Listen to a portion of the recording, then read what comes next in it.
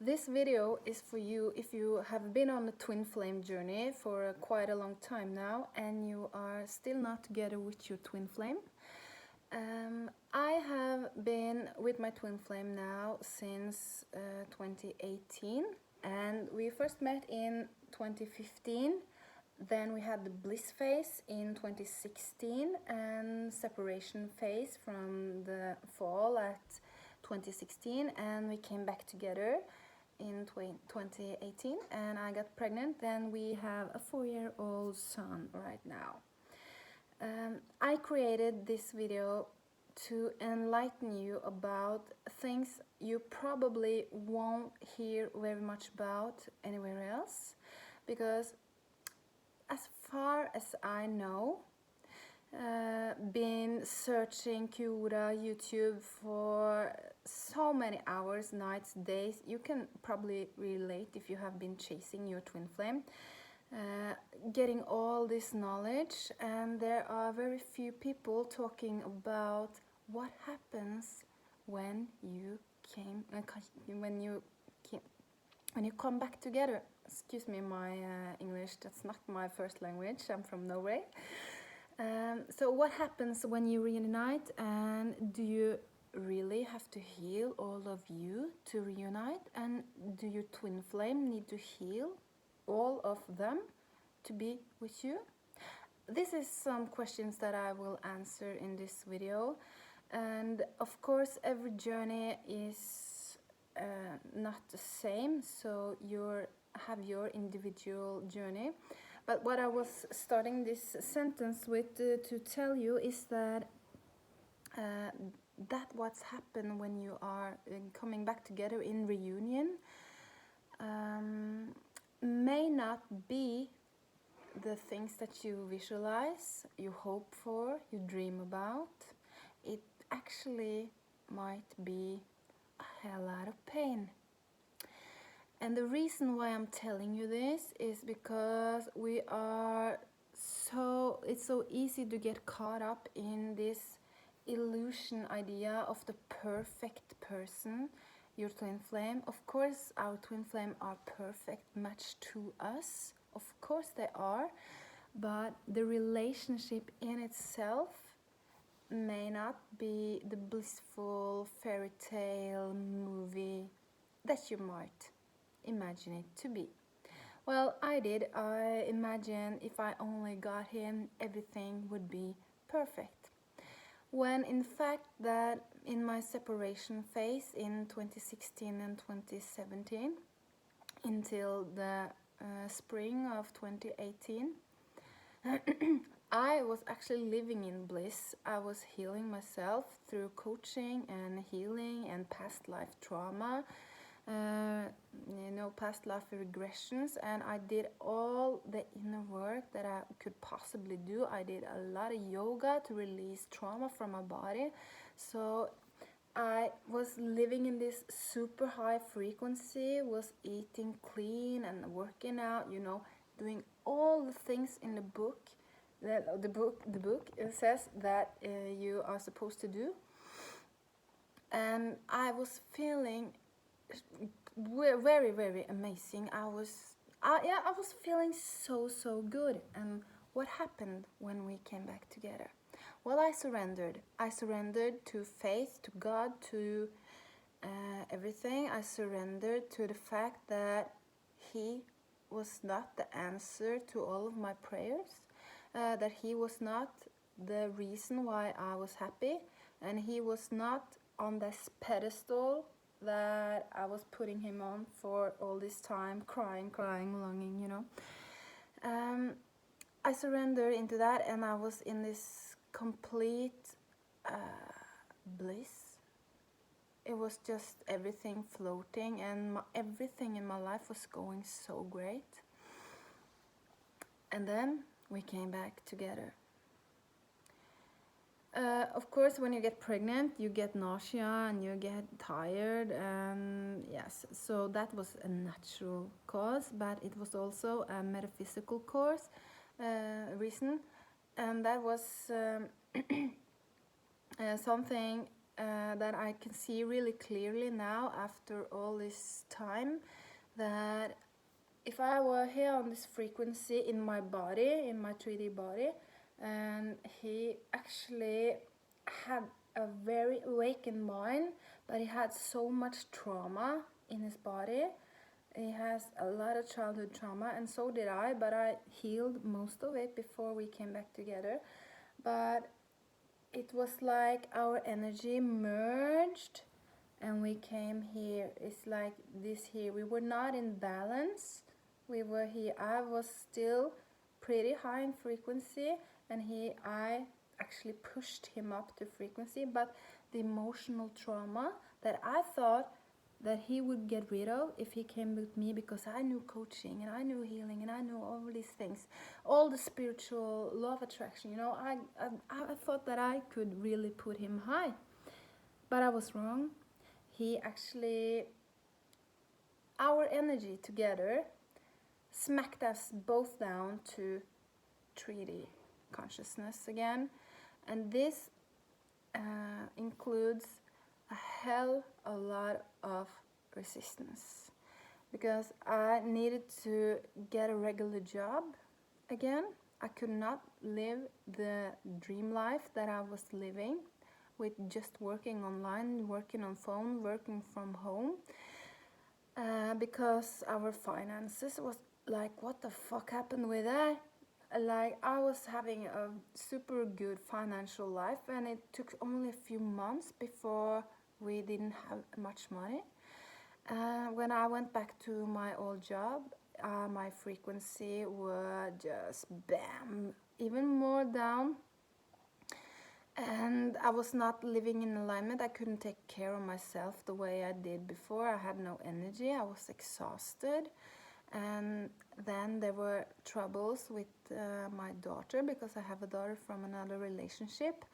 And we need to go to these meetings, and there was arguings, and there were fights between my twin flame and the father of my daughter.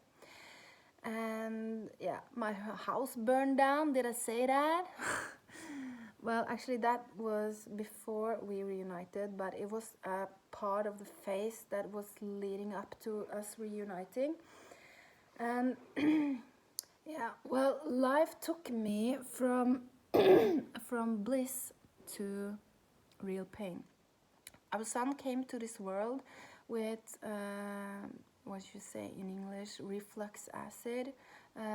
It's not actually acid that can come up, but every time I fed him, he was falling asleep, and of course I got him to burp before he was falling to sleep, but he had this all day, all night long, so he couldn't sleep for more like 15-20 minutes, and this was all day, every day for maybe a year. So I did not sleep, and I did actually not sleep at all for a really long time. And just one night, as a highly sensitive with bad sleep, what happens to you after one night? Well, you are exhausted, and it affects your mood, it affects your creative thinking, it affects everything. So life was really pushing me as far as it could with faith. Like, can you love life? Can you love this state? Can you love yourself when you feel like shit? Can you? Can you do that? Can you love yourself? Can you love the traumas like you learn to love all your other traumas? And I was putting earphones on, my baby was laying, I was nursing him, because the only way he actually could sleep more than 15 minutes was just to lay, and I was nursing him. Then he could just wake up, and then he fell back to sleep. So I was laying in bed all day, and I was listening to Matt Khan, and I was listening to all these spiritual videos on YouTube, and that was like my sweet escape at that time. Not to mention another thing that happened when we went back together. My old addiction patterns just blossomed up. Like, whoo, I thought I got rid of this, but did you, girl? No, I didn't. And I was, of course, adding 1+1, like he was having his addiction patterns, and I knew about the mirroring effect, that if he had it, then I needed to mirror that back to him. And I was working on releasing the addiction patterns by loving the behavior in me and loving the behavior in him, but it did not go away. It did not go away for a very, very, very, very long time, until actually just a month ago. And now we are talking about 4.5, 5 years, that I realized something. And this insight I probably have been swirling about before, but did not grasp. You can hear something and it resonates, but you don't quite get it. I was actually getting it this time, that I was always putting the finger on him, because when we went back together, my life was smashed down. So I thought that all of his shit, just to say it like I was thinking it, was affecting me very negatively, but I was here to meet that with love. And that's probably true on some level, But it was not actually him and me mirroring him. It was him showing me that it still lingered in my field as well. So let's say you have this trauma that that gives you the really need to get relief. Like, let's say this is addiction to smoking weed. And if I have that trauma, and when I was in my younger years, like 14, 15, 16, I was finding the solution to the emotional and mental trauma by smoking weed. And when I eventually grew more up and was just pushing that away and not meeting the need for release, you are getting stressed. You can have anxiety, and you can have all this bad mood, and you can have depression, everything. But then you get the spiritual awakening. I got my spiritual awakening because I met my twin flame. That was the main reason I had my rapid awakening. And you heal everything, because your frequency is just rising and rising and rising, and nothing of that none of that addictive patterns can live in that frequency. And I was doing real deep coaching, inner healing, inner child healing, and everything. And in my mind, of course, I thought that I had healed it, because I quit the behavior. I quit the addictive behavior because I have no need for it anymore. I healed. So then he came, and the frequency was lowered down, to 3D, and things came back. But in my mind, I had healed this pattern. So I thought that I was just forced to mirroring him, because some month before the reunion, I was actually in the frequency of being a mirror to the external world, feeling like a mirror. Like, if I meet this person, I just mirror their level of consciousness, and if I meet that person, I mirror their level of consciousness, and that I did not project me onto them. It's just that I was merging with everything, and that's the reason why I thought that I was just mirroring him, and that it actually had nothing to do with me and my trauma. But it was trauma that was living in my body still, if that makes sense to you.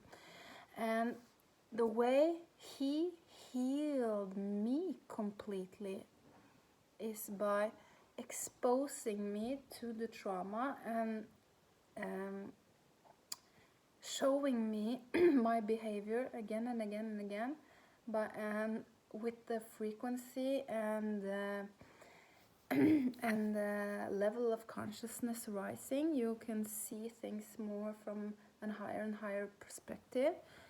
And the insight was that if this is mine, if it really is mine, if I'm not the mirror, if it is mine still, then I decide that this behavior is not me anymore. I do not identify with this behavior. And I was just like, hell to the no, I do not identify with this behavior. And from that day, I have not practiced the behavior anymore. And this is why there are no quick fixes to anything. Like, if you hear the quick fixes to losing weight or quitting things, or yeah, well, life is here to take you through your traumas again and again and again and again until you finally healed it completely. And I can really say now that I feel I really healed that trauma completely, and that's thanks to my twin flame. But again, the reason I'm making this video is because we might have the idea in the head that this is just bliss and it's just the romantic, everything is so perfect. But I promise you that if you are like me, you know, some twin flames heal completely by themselves, or at least 70-75% of their trauma. And then come back together, and this is most likely the twin flames that you see are really living their mission together, talking on stage, having a company together, or just really living their purpose out to the world. But now the frequency on the earth and with the universe wanting us to, the universe wants a rapid rise in consciousness. So I think the universe wants twin flames to heal or come back together quicker to make this healing happen. And it's tough as hell. It's really, really, really, really fucking tough. Oh my god. Yes, it is. But I can say that, like, if, you know, 2018, Ragnhild, that's my name, was this pink cloud, everything is so fine. And she, you know, got us really smack in the face going back together with the twin flame. And we are down here, and there are arguments. I'm triggering his trauma, I'm making him aware of it's his triggers, and he mirrors back the better knower perspective from me, and saying, really meeting me with this masculine energy. Not every female are the divine feminine, but I were that, and he is the divine masculine. But he had this masculine approach to me that, you know, have you ever heard kids argue? One kid is blaming the other, and of course the other kid is not, okay, it's my fault. No, he blames back. And this is the kind of arguments you can see in the twin flame relationship, because everything is smashed and mirrored back, because you are actually kind of arguing with yourself. And that's not a good idea, is it? But the arguing and the triggering, I was thinking a lot to myself, like, you know, you work as a coach and you have a degree in psychiatry and communication, and you should be able to handle this, girl. But with the twin flame relationship, there are no logical facts or solutions that are just like, do this and it will be okay, because you are supposed to go through the trauma, through the drama, through the arguments. This is the way we heal our past and heal our limiting beliefs from childhood. It's really really that your twin flame are like the fastest way to healing yourself. I guess that's my point. Yeah. So if you're thinking now that I just want to be with my twin flame, that's everything for me, well, really, are you really ready for it? Because with all humility, I felt like the strongest woman on the planet, like months before we went back together. I was so fearless, and I was making videos, I was social, I was just like bringing love into the world, sending healing to everyone in the street, and I felt like a goddess. And if you are really not feeling that way, I'm asking you, are you really up for all the adversity that might happen? It can happen to you. It happened to me. Of course, I'm not alone about this. So I'm just telling you to use your time wisely, because separation might be a blessing. It might be the time for you that are the best time in your life. But this is how we learn, and maybe I helped you in this video to take the edge off the idea that everything is just perfect just if I can get my twin flame, you know. So I hope this was valuable to you, and if you have watched all this way, can you please post a comment down below and tell me what you think. And I have plans to make more twin flame videos on this channel, so if there are any more topics or things you want me to speak about, let me know. And yeah, you can find information down below. You can find me on other social media platforms, and I wish you the most of love, wisdom and insights on your twin flame journey. Goodbye.